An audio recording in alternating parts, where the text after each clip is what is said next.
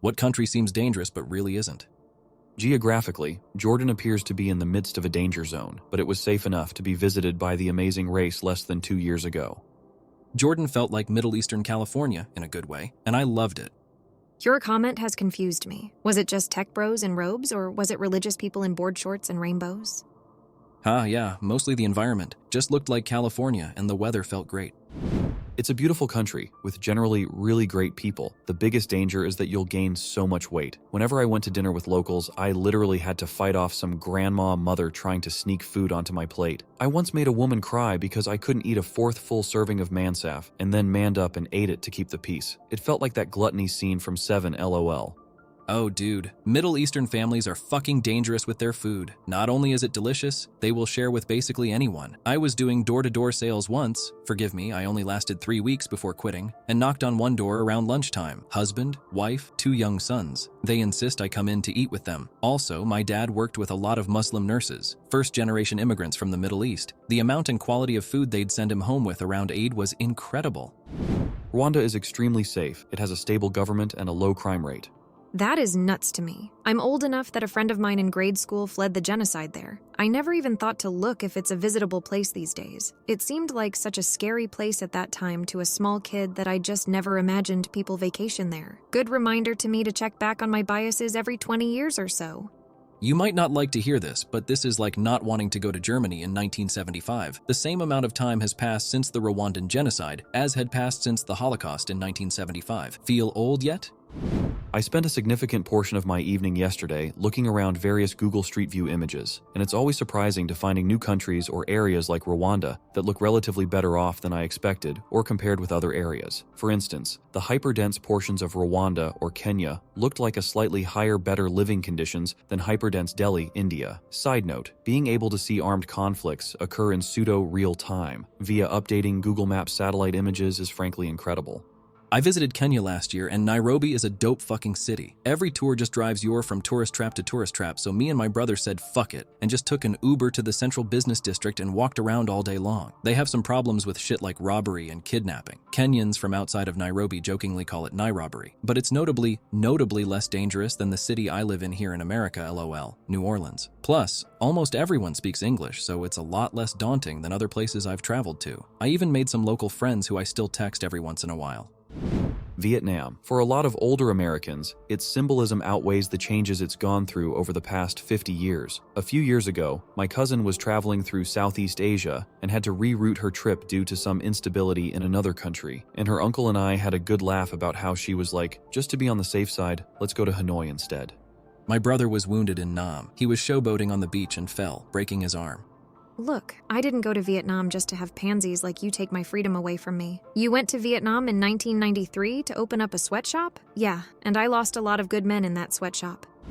The USA. Most of it, anyway. There are dangerous parts of specific cities, but it's not the bullet-riddled, cracked-out wasteland media outlets make it out to be. If you're not in a gang or doing drugs, you're pretty safe.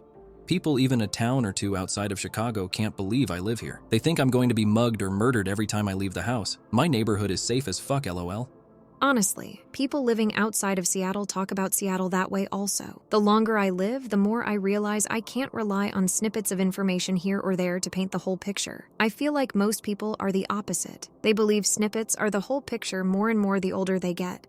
Same with Portland. Everyone's always asking, will I be safe if I move here? And I'm like, what do you think is going to happen? Do you think you'll get run over by a rogue unicycler or gasp see a homeless person? Our crime rates are so incredibly low to the point that people are throwing little baggies of colored sand around bus stops to drum up worry about the drug crisis, because I guess people aren't leaving any actual fentanyl around for them to get upset about.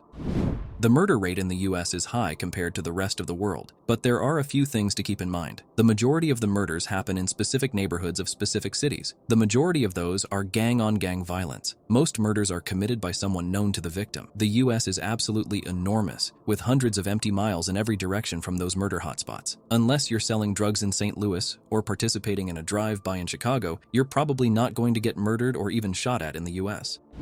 Romania seems dangerous, but violent criminality is pretty low.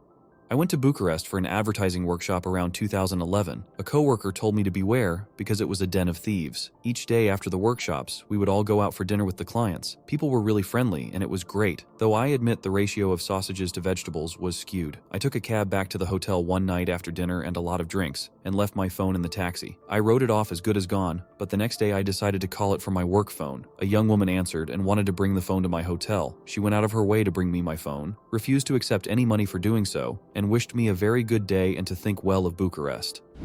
Zambia and Botswana. White guy gets lost following his satanic damn Google Maps and winds up in a Zambian shantytown. Got out to ask directions. Everyone speaks near fluent English and are super helpful providing directions. Have to be comfortable with the occasional Emperor Scorpion migration though. I loved Zambia when I visited there. Fucking hell, I'm getting old. Years ago, I made pals with a random guy selling stuff on the street while trying to find a pub because I'm obliged to have a pint anywhere I go. I used to live and work in Zambia. I recall a store in Lusaka getting robbed at gunpoint, which made the news. People in my office were so upset about it they cried. Now imagine if that were the US. A day here without a mass shooting is the newsworthy event. So basically, most of the whole world is actually pretty safe, even though the news says otherwise? It's almost as if media outlets focus on generating fear and anger, since they're proven to be the most engaging emotions. South Korea. It's a very safe place. But to my friends and family, aren't you scared about North Korea? Nothing is going to happen. You know you're probably pretty safe if the worst thing about the country you're visiting is an entirely different country, LOL. Of course, North Korea regularly abducts South Koreans out of their home at night. Kazakhstan traveled for 3 weeks last year. Canadian woman. Never felt unsafe. People are so friendly and helpful. Had an amazing time. Rwanda. After the genocide in 1994, Rwanda was often associated with violence and instability. Today, however, it's known for its clean streets, low crime rates, and the government's efforts in ensuring safety and security. China. A lot of people assume that you will just get arrested simply for being an American or other Western tourist. The government do not care about your average Joe tourist. You ain't that special, lived here for 5 years, and felt much safer than my home country. My son is starting an MS degree there this year. He's lived there for about a total of 3 years before this. As long as you aren't speaking out about the government, and even then you have to be really pushing it, it's safer than nearly everywhere else. The Philippines, especially our big cities, the most crime you'll likely encounter here as a tourist is divided between being scammed by a hooker and being scammed by police. I got pulled over for running a stop sign. The cop said he was giving me a warning and that it's usually 1,000 pesos. I said, wow, thanks for that. And then we just stared at each other. Then he said it again, that's usually 1,000 pesos. And I was just like, great, thanks for saving me 1,000 pesos. And we stared at each other for a little while again. We did this for like 10 minutes. And finally he was just like, just go. The next morning, I was explaining this weird interaction to someone, and they said that he was asking for a bribe. But since I was a white foreigner and so confidently refusing to pay him off, he gave up just in case I could get him in trouble. That never crossed my mind. I would never even think to pay off an American cop, LOL. One example is Colombia. In the past, Colombia had a reputation for drug-related violence and instability, particularly during the 1980s and 1990s. However, in recent years, Colombia has made significant progress in improving security and reducing crime rates. Many areas of Colombia, including popular tourist destinations like Cartagena and Bogota, are now considered pretty safe for travelers. Similarly, countries like Rwanda, Georgia, and Oman, among others, may be perceived as potentially dangerous due to their location or political history, but they have made strides in stability and safety, making them viable destinations for travelers.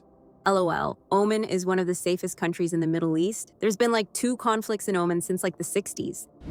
I've seen a few videos where tourists in Colombia are told that they should not be there by residents. If the people living there are telling a random stranger that they aren't safe, I'm inclined to take their word for it. Saw another video where an expat there was telling a story where he went on a date with a girl and ended up getting abducted, beaten, and shot. It may be better, but it definitely does not sound safe.